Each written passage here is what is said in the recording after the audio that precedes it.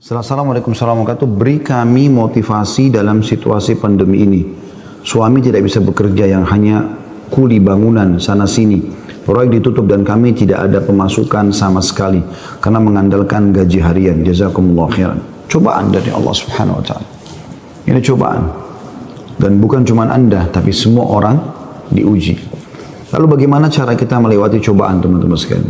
Saya coba berikan beberapa kiat. Yang pertama, Anda yakin kulla yusibana illa ma kataballahu lana. Allah mengatakan dalam Al-Quran, ya, katakanlah kami tidak akan ditimpa kecuali dengan apa yang sudah Allah catatkan buat kami. Memang Allah takdirkan di detik ini, di waktu ini sedang ada cobaan seperti itu. Tetapi ini harus dikemas dengan ayat yang lain, yaitu inna ma'al usri yusra, ya. Fa inna ma'al usri yusra. Sungguhnya di setiap kesulitan akan ada kemudahan, di setiap kesulitan pasti ada kemudahan. Jadi saya yakin Anda masih banyak memiliki kemudahan. Seperti misalnya Anda masih bisa bernafas, masih bisa melihat, masih bisa mendengar gitu kan. Dan Allahu a'lam, mungkin Anda juga sampai hari ini 8 hari Ramadan Anda masih bisa, ya, hidup, puasa, makan dan seterusnya. Tapi mungkin kekurangan karena pendapatan yang biasa rutin datang ini sudah nggak ada. Mungkin juga Allah Subhanahu wa taala menggerakkan beberapa hamba-hambanya yang memenuhi kebutuhan Anda. Teman-teman, coba bergantung kepada Allah Sang Pencipta. Dan jangan ragu tentang masalah itu. Bergantung kepada Allah Subhanahu wa taala. Saya ingin berbagi sebuah kisah. Menurut sebuah kisah seseorang yang sangat susah hidupnya. Ya, dari orang-orang kisah klasik dulu tentunya. Dia sangat susah sekali hidupnya. Dan saking susahnya sampai dia bilang, dia ceritakan dirinya, saya cuma hidup dari pendapatan harian saya. Dia bilang satu waktu saya keluar ingin mencari rezeki. Pada hari itu betul-betul tidak ada sumber rezeki. Kenapa yang saya dapat hari itu yang dipakai makan gitu. Dia bilang saya sudah keliling sana sini tidak ada makanan. Dan sampai saya tidak pulang ke rumah sampai di awal malam selepas Isya lebih. Istri sama anak saya sudah menunggu. Kemudian saya pun pulang ke rumah. Begitu pulang ke rumah, dibuka pintu, disambutlah oleh anak dan istri dengan harapan selain menemui saya juga mereka berharap bisa ada makanan dan minuman seperti biasa. Tapi karena istri saya melihat di tangan saya tidak ada sama sekali bekal apa-apa, maka saya pun duduk, kemudian diberikan air putih, lalu dia bertanya, apa hari ini nggak ada bekal makanan? Lalu saya menjawab, sama sekali saya nggak temukan pekerjaan. Saya tidak tahu harus mencari di mana lagi. Lalu kata istrinya, lalu apakah kita harus tidur dalam kondisi kelaparan? Saya sama anak-anak betul-betul belum makan sama sekali dari pagi gitu. Maka kata dia, baik, saya istirahat sejenak, baru saya akan keluar cari rezeki lagi. Mudah-mudahan malam ini Allah berikan kepada kita. Kata istrinya, baiklah kalau gitu. Subhanallah, tanpa mengenal letih, laki-laki yang soleh ini dia keluar dari rumahnya. Dan waktu dia keluar, sudah masuk, kalau kita sekarang jam 12 malam. Zaman dulu belum ada lampu kayak kita sekarang. Mungkin di jam 10 malam aja kalau kita sekarang itu sudah, zaman dulu orang sudah tidur semua. Gelap. Maka dia pun jalan, dia tidak tahu mau kemana sambil dia berdoa kepada Allah SWT, ya Allah, kemana langkah kakiku ini? Aku sendiri belum makan seharian, anak istriku juga belum makan. Berikanlah kami rezeki. Sambil berjalan, dia bilang mata saya tiba-tiba melihat sebuah masjid. Di sekitar rumahnya, tidak jauh dari rumahnya. Gelap, nggak ada lampu kan, zaman dulu belum ada lampu, orang pakai sumbu, pakai minyak, dinyalakan, kemudian baru terang, itu pun sangat kecil penerangannya sebagaimana kita tahu kalau pakai sumbu. Maka dia coba nyalakan api, menyala, kemudian dia wudhu, dia sholat, dia tidak tahu harus buat apa lagi. Mulai ada sholat, habis sholat dia berdoa kepada Allah Subhanahu wa taala supaya dimudahkan, dikasih rezeki, dikasih segala macam, dan dikeluarkan dari masalah kemiskinan ini. Setelah itu, subhanallah, terjadi pada malam itu, penguasa di wilayah itu, kalau kita bisa bahasakan rajanya, gelisah, nggak bisa tidur. Dan seperti orang ketakutan akan meninggal dunia. Hatinya terdorong untuk bersedekah. Maka dia mengambil beberapa kantong isinya emas, kan? Lalu dibawa sama dia, dan dia bilang, ya Allah, hatiku sangat gelisah, aku takut meninggal sementara aku masih belum memiliki bekal yang cukup bertemu denganmu. Maka izinkanlah hambamu ini bersedekah di jalanmu. Dia bawa berapa banyak karung yang dia bisa bawa, karung-karung kecil, bungkusan emas semuanya. Dia naik kuda dan dia mengatakan, ya Allah, dan aku minta petunjuk kepadamu. Aku tidak akan memegang tali kekangan kudaku ini, aku biarkan jalan. Raja tidak minta dikawal oleh siapapun. Tergerak hatinya begitu. Subhanallah, dia jalan. Subhanallah, ya, maha suci Allah. Kisah nyata ini menjelaskan kudanya berhenti di masjid yang ada orang soleh tadi yang susah itu.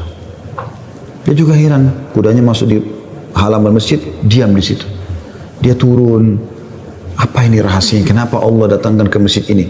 Dia bilang, saya masuk ke masjid gelap, cuma ada satu saja sumbu lampu, ya, sumbu lilin. Kemudian saya mendengar seperti ada orang suara, ya, orang yang berbicara. Saya coba mendekati suara itu, ternyata orang yang sedang berdoa. Nah, tadi orang yang miskin itu berdoa, ya Allah, mudahkanlah rezeki, saya sudah seharian tidak makan sama anak istri saya, berikan kami rezeki, saya tidak tahu harus kemana lagi, saya mohon kepadamu. Dia merengek-rengek sama Allah.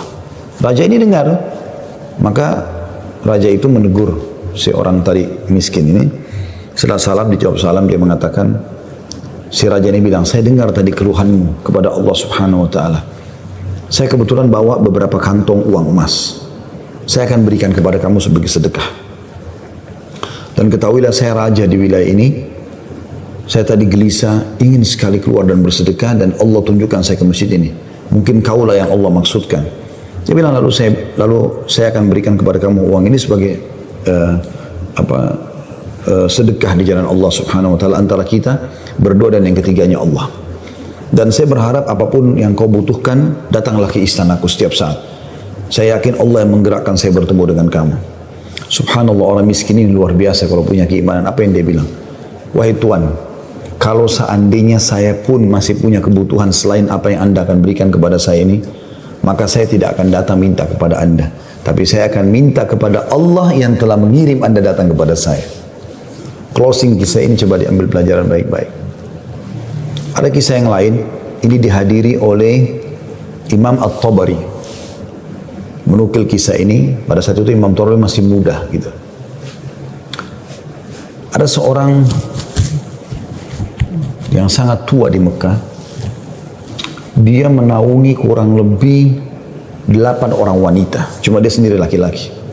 Seingat saya dalam kisah itu disebut ada 4 anaknya perempuan, ada istri dia bertelima, ada mertua dia 6, kemudian ada 2 saudari dia perempuan, 8, ya. Sama dia 9 orang, jadi 8 wanita. Semuanya miskin, hidup hanya dari hasil orang ini, dan orang ini sudah tua, umurnya 60 tahun, hampir 70 tahun. Ini cerita teman-teman sekalian. At-Tabari menceritakan, karena dia bilang, saya hadir dari awal kisah ini, maka saya coba ceritakan. Dia bilang ada seseorang yang tua, miskin.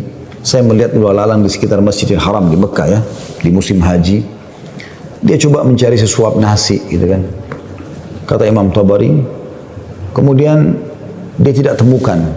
Lalu dia pulang ke rumahnya. Imam Tabari tertarik untuk mengikuti orang ini sampai akhirnya tiba di rumahnya. Dan dia lihat keadaannya, orang ini susah, miskin sekali gitu. Yang jelas dia ditanya oleh istrinya, mirip dengan kisah tadi, apakah ada makanan buat kita hari ini? Kebetulan waktu itu awal Ramadan di Mekah. Mereka tadi sahur, tidak ada makanan, sekarang mau buka puasa juga nggak ada makanan. Maka dia bilang, saya sudah coba tadi keliling mencari makanan buat kita buka puasa, tapi nggak ada. Kemudian dia bilang, coba saya keluar lagi. Keluarlah orang tua ini, jalan jauh dari rumahnya. Apa kira-kira yang harus dia lakukan? Dia harus kerja kemana? Sambil bermunajat kepada Allah, ya Allah berikanlah rezeki. Sampai karena dia capek, dia duduk di sebuah pohon, dibawa sebuah pohon. Kemudian dia sengaja tangannya dia menyentuh tanah yang ada di situ. Kemudian dia menyentuh seperti satu barang keras gitu. Waktu dia lihat ternyata ada kotak di sebelah dia. Dia tidak perhatikan waktu pas mau duduk. Dan kotak ini biasa dipakai untuk ngisi emas gitu. Maka dibukalah sama dia kotak tersebut. Ternyata betul ada emas dalam, banyak sekali. Kalau saya tidak salah waktu itu 1000 keping emas, ya. Maka dia pun melihat, membuka, ini harta yang luar biasa. Di siang hari nggak ada orang, di bawah pohon, gitu kan. Dia lihat kiri kanan, nggak ada pemukiman masyarakat, di pinggiran sekali, gitu kan. Maka diambil sama dia, dibungkus dengan rapi pada saat itu dengan kainnya. Dan dia sempat berpikir, terlintas di benaknya, syaitan menggoda, gitu kan, kau orang miskin, kalaupun kau tidak mau mengambil semua, ambillah minimal 1 batang emas atau 1 koin dinar emas, ya, yang kau bisa infakkan untuk buka puasa keluargamu. Tapi dia melawan sambil dia mengatakan, tidak bisa, ini bukan hak saya. Kalaupun ini luqata ini seperti harta yang harta yang ditemukan. Kan itu syaratnya harus teman-teman sekalian diiklankan selama setahun ya. Selama setahun Anda iklankan. Kalau sudah setahun baru bisa mungkin jadi hak milik Anda. Ya. Yang jelas teman-teman sekalian, dia pulang ke rumahnya, lalu kemudian dia rencana tidak mau sampaikan kepada istrinya. Terus istrinya rupanya karena membuka pintu melihat ada di tangannya sesuatu, maka istrinya bilang, apa kau sudah bawa bekal buat kami? Kata dia, nggak ada. Lalu kemudian dia mengatakan, tapi apa itu? Di bawah bungkusan kainmu. Dia bilang, ini bukan urusan kamu. Dia bilang, saya minta atas sama Allah, jelaskan apa itu. Karena istrinya membawa nama Allah, maka dia mengatakan, ceritanya begini tadi. Istrinya, perempuan, miskin, dengar emas gitu kan. Perempuan kaya saja dengar emas mungkin tertarik, apalagi yang miskin, yang susah gitu. Maka dia mengatakan, kalau gitu kita bisa gunakan, karena kita orang miskin dan itu harta yang kau temukan. Kata dia, tidak demi Allah. Kalaupun ini kita bisa gunakan, setelah 1 tahun kita iklankan. Tidak boleh sembarangan. Maka istrinya bilang, kalau begitu, mirip dengan tadi godaan awal syaitan. Kalau begitu minimal ambil 1 koin dirhamnya, dinarnya. Kita pakai buka puasa. Halal buat kita sekarang, kita ini miskin sekali, nggak bisa apa-apa. 8 orang kau harus naungin sekarang. Dia bilang, tidak demi Allah. Kalau seandainya kau sentuh kotak ini ada yang kau ambil, demi Allah kau saya ceraikan. Istrinya kaget dengan kata-kata itu, akhirnya dia lihat keseriusan suaminya, tidak berani juga. Disimpanlah di rumahnya. Akhirnya tiba waktu buka puasa, mereka buka puasa apa adanya, air putih saja, roti-roti kering ada di rumah, itulah yang dimakan sudah.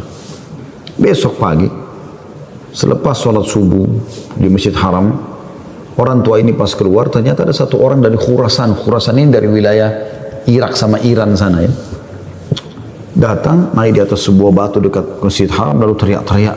Ya. Dia mengatakan, wahai muslimin, wahai orang-orang yang sedang haji, wahai hamba-hamba Allah, saya kehilangan sebuah kotak emas, kotak isinya 1000 dirham emas, 1000 dinar emas. Siapa yang menemukan, tolong kembalikan kepada saya dan semoga Allah balas kebaikannya dengan pahala dan pengampunan dosa, peninggian derajat dan seterusnya. Rupanya si orang tua ini dengar, kotak ini dia yang temukan kemarin, tapi dia juga butuh. Maka dia mengatakan, wahai Khurasani, Khurasani kayak orang dari Khurasan, dia tahu ini dari Khurasan, mungkin dari face wajahnya gitu kan, mirip-mirip orang Khurasan. Wahai Khurasan, kalau ada orang yang temukan, berapa kau kasih dia? Kemudian kata orang tersebut gitu kan, Khurasan itu, berapa kira-kira dia minta? Kata orang tua ini, minimal aku kasih dia setengahnya. Kata orang Khurasan, tidak bisa. Kalau begitu, kasihlah berapa yang kau mau, mungkin 1/10-nya, 10% maksudnya. Kata orang Khurasan, tidak bisa. Dia kembalikan karena Allah dan saya doakan supaya dapat pahala di sisi Allah. Dia miskin. Ini hari kedua Ramadan. Sahur dan buka puasa kemarin pas-pasan cuma dengan roti kering dengan air putih. Sudah tua, umurnya hampir 70 tahun. Mau kerja di mana? Di rumahnya sudah ada emas yang begitu banyak. Godaannya luar biasa. Ya. Ini teman-teman mohon maaf agak panjang saya sampaikan dan saya jawab pertanyaan ini karena saya melihat memang ini permasalahan yang dihadapin sekarang ya. Dan butuh jawaban secara keimanan. Apalagi tadi penanya tadi minta semacam motivasi apa yang bisa disampaikan. Jadi saya harus menyampaikan kisah ini. Mudah-mudahan teman-teman yang sedang menghadapi PHK, lagi susah kayak tadi ibu ini berkeluh kesah, suaminya hanya kuli bangunan, sekarang lagi berhenti dan segala macam. Insya Allah diberikan jalan keluar. Baik, kita kembali ke kisah tadi teman-teman sekalian. Maka orang ini pulang ke rumahnya lalu dia mengatakan, wahai istriku, aku sudah temukan pemilik emas ini. Kata istrinya, alhamdulillah kalau begitu. Bagaimana perkembangan? Tapi saya minta sama dia supaya dia bayar sesuatu. Terus negosiasi dia tanya mau berapa, saya bilang sekitar setengahnya, dia nolak, ya sepertiganya menolak, seperempatnya menolak, sampai saya terakhir tekankan sepersepuluhnya saja, dia juga nggak mau, dia hanya mau doakan saja. Kata istrinya, coba kau kembali ke dia, siapa tahu dia masih mau negosiasi, ya kan? Dia bilang baiklah. Dia kembali lagi, ketemu lagi sama orang tadi, gitu kan, di hari yang ketiga sekarang. Maka orang itu sama orang Khurasan naik ke atas batu yang sama dekat Masjid Haram. Wahai muslimin, wahai orang-orang yang haji, wahai hamba-hamba Allah, ada nggak menemukan peti saya isinya 100.000 dinar emas, gitu kan? Semoga Allah berikan dia kedudukan, Allah ampuni dosanya, angkat derajatnya dan seterusnya, didoakan gitu. Datang lagi orang tadi mengatakan, wahai Khurasan, saya sudah bilang sama kau kemarin, berilah upah. Mungkin kalau kau tawarkan upah, orangnya mau mengembalikan penemunya. Kata dia, berapa paman saya kasih? Dia bilang, saya bilang kemarin 1/10. Orang sana mengatakan, enggak, saya enggak mau. Kalau begitu, berikan dia 1 saja. 1%, 1 saja. Ya, dinar itu, yang dia bisa pakai setengahnya, dia sedekahkan untuk beri makan orang-orang susah di sekitar haram, setengahnya lagi dia pakai buat kebutuhan keluarganya. Khurasan ini, orang Khurasan ini diam lalu mengatakan, tidak demi Allah. Jadi luar biasa, dia nggak mau kasih. Pokoknya dia kembalikan utuh, ya, atau nggak usah. Dan dia berharap pahala di sisi Allah. Kalau dia minta bayaran, saya nggak mau. Orang ini kembali lagi ke rumahnya, bilang lagi sama istrinya, orang ini betul-betul tidak mau 1 koin dinar, 1 dinar pun dia nggak mau kasih. Kata istrinya, lalu bagaimana? Kata dia, saya akan berazam sudah mau kembalikan. Semoga Allah menyelesaikan permasalahan kita. Kata Imam Tabari yang menceritakan kisah ini, dia betul-betul hadiri kisah ini. Dia tahu ini jalan ceritanya dan dia menceritakan. Lalu orang ini kembali lagi, ternyata di hari selanjutnya masih sama lagi kejadiannya. Terus kemudian kata orang tua ini, karena sudah 3 hari berturut-turut, dia mengatakan, wahai Khurasan, kau mau petimu? Saya tahu di mana petimu itu. Kata dia, ya baiklah, saya akan ikut. Ikutlah dia. Kata Imam Tabari, saya ikut ke rumahnya orang tua ini. Jalan. Pada saat tiba di satu rumah, ada rumah yang terbuat dindingnya dari tanah liat. Sama sekali tidak kelihatan ada layak untuk ditinggal. Tapi hanya sekedar tanah liat, mungkin kalau ada angin kencang bisa rubuh. Atapnya ditutup hanya dengan kain-kain sobek, ya. Pintunya pun diangkat untuk dibuka gitu. Kemudian dia masuk dan dia persilahkan masuk. Saya pun izin. Saya mengatakan, maaf paman, bisa nggak saya ikut masuk? Karena dari awal saya lihat kisah ini. Maka dia mengatakan, masuklah. Dia bilang, waktu kami masuk, rumah itu nggak ada sama sekali karpetnya, nggak ada apa-apa, kosong lompong. Cuma ada semacam sekat, dan seakan-akan di belakang sekat itu ada wanita-wanita tua yang kelihatan dari penampilan mereka juga itu susah, bajunya pas-pasan gitu. Lalu kemudian orang tua ini menuju ke satu arah di rumahnya, terus digalilah tanah, dikeluarkanlah kotak tersebut. Lalu kemudian dikatakan, sayalah penemunya hartamu itu, ini. Dan saya sempat minta sama kamu agar kau berikan sebagian. Sebagaimana kau lihat ini, keluarga saya susah begini. Saya sini 9 orang di rumah kecil ini. Saya sendiri laki-laki dan umur saya sudah hampir 70 tahun. Sementara ini istri saya ada di sini juga sudah tua. Ada mertua saya, ada 2 saudari saya, ada 4 anak saya. Mereka semua miskin. Maka orang Khurasan itu mengatakan, dia buka, dia periksa, ternyata masih utuh 1000. Dia mengatakan, tidak, saya tidak akan memberikan apa-apa. Lalu kemudian dia angkat, lalu dia keluar. Saya cuma bisa doakan kamu kebaikan. Waktu dia keluar, kata Imam Tabari, semua perempuan-perempuan tadi yang tua-tua ini ada, yang memang bajunya rusuh, seperti orang yang menggigit jari dan kaget ada orang diberikan kembali 1000 dinar, tidak dibayar sedikit pun. Dan tokoh kita ini luar biasa. Dia hanya mengatakan innalillahi wa inna ilaihi raji'un. Dah, kalimat istirja, ini musibah. Ya, sudah mendapatkan apa dan dia betul-betul jujur, dia jaga, dia enggak ambil karena takut kepada Allah SWT. Dia bilang sementara itu, kata Imam Tabari bilang, saya tidak tahu mau bilang apa. Saya pun menundukkan kepala, serba salah karena waktu itu Imam Tabari masih muda dan belum punya apa-apa gitu. Dia juga mau bantu apa gitu. Dia bilang, tiba-tiba ada yang ketuk pintu. Lalu pemilik rumah ini buka, ternyata orang Khurasan tadi kembali lagi. Kata dia, ada apa wahai Khurasani? Ya, istilahkan Khurasani maksudnya nisbat kepada negeri Khurasan itu ya. Kata orang Khurasan itu, bisa saya masuk? Kata dia, baik, silahkan masuk. Masuklah dia. Kemudian dia mengatakan begini ceritanya. Saya ini punya seorang ayah yang meninggalkan 3 peti emas seperti ini. Masing-masing isinya 1000 dinar emas. 1000 dinar emas. Ayah saya waktu meninggal, dia mengatakan, 1 dinar emas kamu bagikan sebagai warisan. 1 dinar emas, 1 kotak maksudnya, bukan 1 dinar ya, maksudnya 1 kotak. Berarti 1000 dinar emas kau bagikan sebagai warisan. Itu sudah banyak sekali. 1 kotak 1000 dinar emas lagi kamu gunakan untuk pergi haji kalau aku meninggal. Dan 1 kotak dinar emas lagi sepertiga hartanya maksudnya, itu kau berikan kepada 1 orang yang sangat miskin dan susah. Saya ingin supaya mereka jadi baik kehidupannya. Maka dia bilang orang Khurasan ini, itulah sebabnya wahai paman, saya tidak mau memberikan Anda 1 dirham, 1 dinar pun. Karena ini amanah orang tua saya. Tapi demi Allah, setelah saya keluar dari sini, saya tadinya memang mau menguji, mau melihat apakah Anda betul-betul susah atau tidak. Ternyata sudah saya lihat tempat Anda dan saya keluar, Anda pun tidak marah, tidak apa. Maka saya melihat Anda orang yang paling layak untuk menerima. Maka ambillah ini semua sedekah atas nama ayahku. Kata Imam Tabari, tiba-tiba orang itu taruh, kemudian dia lari, pergi. Saya berusaha mengejarnya, ingin mengucapkan terima kasih bersama pemilik rumah, kami sudah tidak bisa melihatnya, dia sudah hilang orang itu.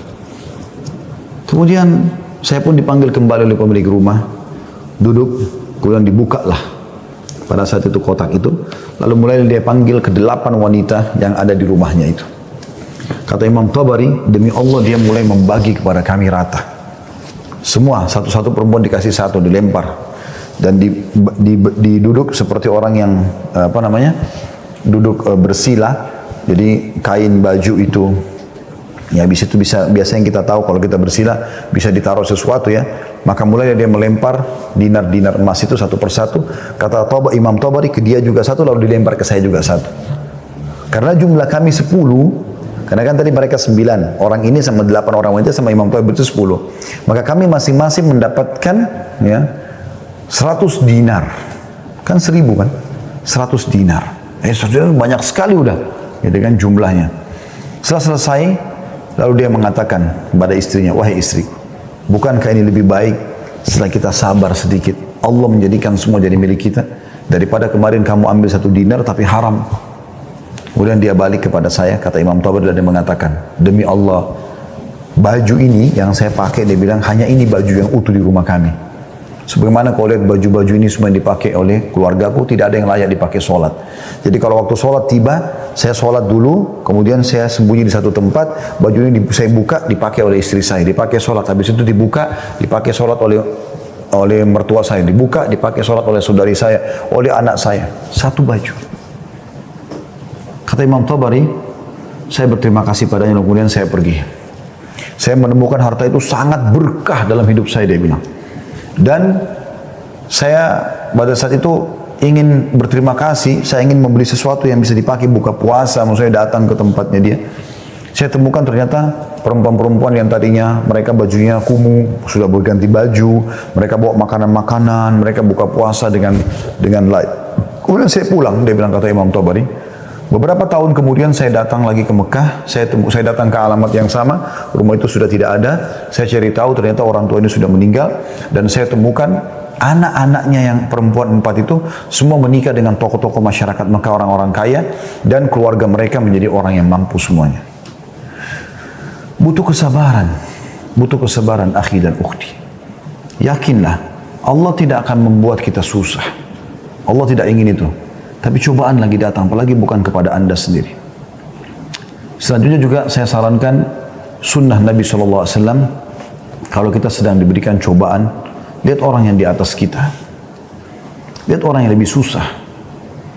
Kalau kita pincang, na'udzubillah, puntung kakinya 1, lihat orang yang puntung kakinya dua.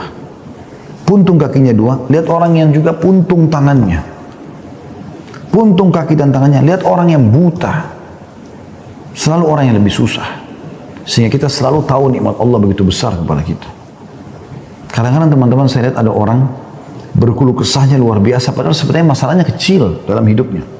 Masalahnya masih bisa dia laluin, tapi dia besar-besarkan masalah itu. Sehingga akhirnya dia tidak bisa melalui cobaan dengan baik. Apa kata Umar radhiyallahu anhu tentang masalah ini?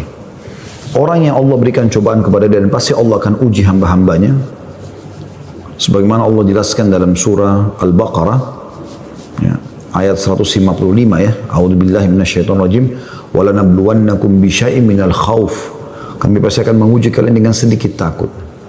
Minal khaufi wal ju', rasa lapar. Wa naqsi minal amwali wal anfusi wath thamarat, dan kekurangan jiwa. Yang orang kita cintai meninggal, harta juga kurang, hasil panen juga kurang, pekerjaan tidak ada, di PHK, kayak sekarang masa pandemi. Wabashshirus sabirin, dan sampaikan kepada orang-orang yang sabar. Siapa mereka ya Allah? 156-nya. Alladzina idza asabathum musibatun qalu inna lillahi wa inna ilaihi raji'un. Mereka yang kalau ditimpa musibah mereka mengatakan kami milik Allah, kami akan kembali kepada Allah. Lalu Allah bilang apa? Ulaika, mereka-mereka lah. Alaihim salawatu min rabbihim wa rahmah. Mereka akan dapat ya jalan keluar dan rezeki dari Tuhan mereka. Wa ulaika humul muflihun, dan mereka adalah orang-orang yang beruntung, gitu kan? Dari sini teman-teman sekalian, Anda sabar dalam melaluinya dan lihat orang yang lebih berat. Insya Allah akan ada jalan keluar, tidak mungkin tidak. Yang penting teman-teman, di saat kita lagi genting, terus bergerak, terus berusaha, terus ikhtiar. Terus berdoa kepada Allah SWT. Saling dukung-menukung, jangan saling menyalahkan. Jangan Anda menyalahkan suami yang mungkin lagi stres juga pengen cari kerjaan. Jangan juga suami berhenti total dari usaha. Apa saja. Mungkin rezeki Anda ada pada tetangga Anda, mungkin ada rumah yang mewah, yang bagus di dekat rumah, tawarkan diri. Betul-betul masa pandemi ini saya kuli bangunan, saya nggak bisa kerja apa-apa, rumah saya di sebelah sini. Ada yang bisa saya kerjakan, bersihin kebun kah, ke taman kah, di sini. Apalah ya, cuci mobil, kan bisa apa saja. Coba mungkin rezeki di situ. Siapa tahu Allah SWT gerakkan mereka orang-orang kaya tetangga Anda itu, justru mereka bisa menyiapkan buka puasa, sahur. Alhamdulillah, kehidupan bisa berjalan, gitu kan? Maka Allahu a'lam itu yang saya bisa kasih jawaban, karena saya juga merasa prihatin dengan keadaan ibu dan suami dan semua muslim yang sedang tertimpa seperti ini. Semoga Allah SWT memberikan kita semua jalan keluar yang terbaik, ya.